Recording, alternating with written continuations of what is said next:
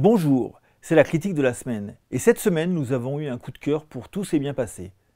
Parce que François Ozon y adapte de façon magistrale le récit d'Emmanuel Bernhem. Parce que Sophie Marceau et Géraldine Pellas y campent merveilleusement les deux filles d'un patriarche coriace incarné par André Dussolier. Parce que ce film aborde un sujet tabou, l'euthanasie, à travers l'histoire vraie du collectionneur d'art André Bernhem. Ouais, allô? Quoi? Quand?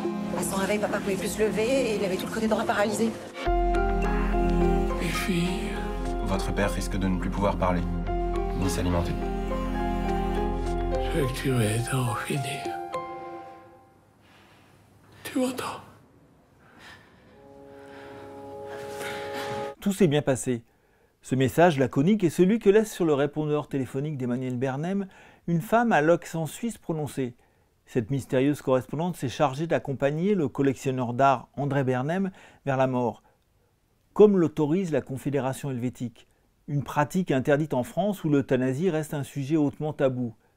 Ainsi s'achève le film tiré par François Ozon du livre autobiographique consacré à la fin de vie de son père par celle qui fut sa co-scénariste à 3 reprises. Un projet sur lequel l'auteur avait travaillé initialement avec un autre réalisateur, Alain Cavalier, avant d'être elle-même emportée par une maladie incurable en mai 2017 à l'âge de 61 ans. Celui-ci en a d'ailleurs évoqué la genèse en 2019 dans un documentaire bouleversant intitulé « Être vivant et le savoir ». Elles sont deux sœurs, Emmanuelle et Pascale, contraintes de veiller sur leur père acariâtre à la place de leur mère, sculptrice cadenassée dans un mutisme dont on ne sait s'il est pathologique ou volontaire. Une rude épreuve qui relève du chantage affectif tant le vieil homme s'ingénie à manipuler son entourage en jouant les malades imaginaires avec une perversité diabolique. Certes, il a bien été victime d'un accident vasculaire cérébral qui l'a laissé diminuer, mais il abuse volontiers de la situation, à la fois pour jauger de son pouvoir d'influence et attirer la compassion. Dès lors, tout l'art de François Ozon consiste à arbitrer ce combat de dupes, en le carapassonnant dans une sorte de distribution idéale. Face aux sœurs incarnées avec une grande complicité par Sophie Marceau et Géraldine Pellas, qui libérèrent l'une et l'autre adolescentes devant la caméra de Claude Pinoteau, le cinéaste confie le rôle du vieillard indigne à André Dussolier qui s'en régale et le montre. Sa composition relève du jeu le plus pur. Elle évoque celle d'Harry Bord dans Volpone de Maurice Tourneur. C'est celle d'un chat qui joue avec des souris pour mieux les torturer. Je vais rien faire sans toi, sans ton accord, rien. De toute façon, c'est à toi qui l'a demandé. C'est un mauvais père. Mais je l'aime. J'aurais adoré l'avoir comme ami. Alors aide-le. Comme une amie. En France, c'est pas possible. Alors, qu'est-ce qu'on fait? J'ai pris contact avec une association suisse, mais il faudrait aller là-bas. Très bien.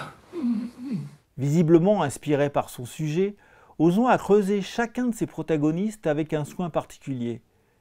Il sait que c'était là la pierre angulaire de ce film ô combien délicat qui s'offre le luxe de ménager des intermèdes de pure comédie au sein d'un sujet particulièrement tragique. Jamais pourtant il ne se dérobe devant ses responsabilités, il essaye juste de rendre tolérable une thématique qui incite bien peu à la légèreté. De même, il brouille habilement les cartes du manichéisme sans surcharger le père par rapport à son entourage, même s'il ne nous cache pas que cet homme est un mari indigne qui a laissé son épouse devenue mutique. Un rôle particulièrement ingrat que Charlotte Rampling incarne pratiquement sans parler, elle qui fut la veuve inoubliable de Sous le sable du même Ozon. De même pour Grégory Gadebois dans un emploi incroyable de mignon qui n'a besoin de quelques plans pour donner chair à un ectoplasme surnommé sans charité par les filles de son amant, grosse merde. Ça se passera où? À Berne. Il faudra me donner une dose forte. Depuis mon pontage, j'ai le cœur très solide. Je sais que t'es mon fils préféré. Les filles, je suis très choquée. André nous a expliqué qu'il pouvait plus changer d'avis. Quoi? Mais si. Papa, regarde-nous dans les yeux. T'étais tellement vilaine, enfant. On pourrait choisir la date. Pourquoi pas en mars? C'est la semaine de mon anniversaire. Cette histoire authentique respecte le point de vue sévère d'Emmanuel Bernhem sur son père. C'est l'hommage que rend François Ozon à son ami, au risque de sacrifier l'empathie que pourrait susciter la situation de son père. André Dussolier ne fait quant à lui qu'une bouchée de son personnage qui l'accable sans aucune modération. Sa première apparition est à ce titre époustouflante. L'homme le semble diminuer et grimace à l'envi, jusqu'au moment où il laisse échapper une vacherie qui démontre qu'il n'a rien perdu de sa pugnacité.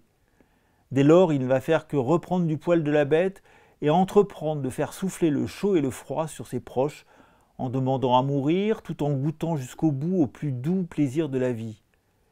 Ici intervient la prouesse de l'acteur conscient de sa responsabilité, qui interprète son rôle sans craindre de le charger, mais avec aussi une envie légitime de jauger de son réel pouvoir de séduction. Je peux presque plus bouger, plus faire les gestes simples de la vie normale. Maman, pourquoi est-ce que t'as jamais quitté papa, avec tout ce qu'il t'a fait subir? Oh, qu'est-ce que ça fait du bien! Ouais, mais t'es toute frigorisée. Ah, mais je me sens vivante! Tu te rends compte?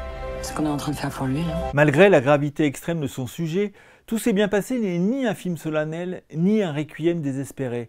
C'est plutôt une sorte de chronique d'une mort annoncée qui nous confronte tous à cette éventualité ultime à travers un personnage qui n'a vraiment rien pour être plaint, mais dont son entourage va s'ingénier à exécuter la dernière volonté. C'est un film courageux qui prend le risque de déplaire ou de provoquer des réactions épidermiques de la part de ses spectateurs, tant il aborde sur un mode réaliste une situation à laquelle nous risquons tous de nous retrouver confrontés. En posant cette question extrême, sommes-nous obligés d'aimer nos parents de façon unilatérale et absolue ? La réponse est loin d'être évidente. Arrête de pleurer.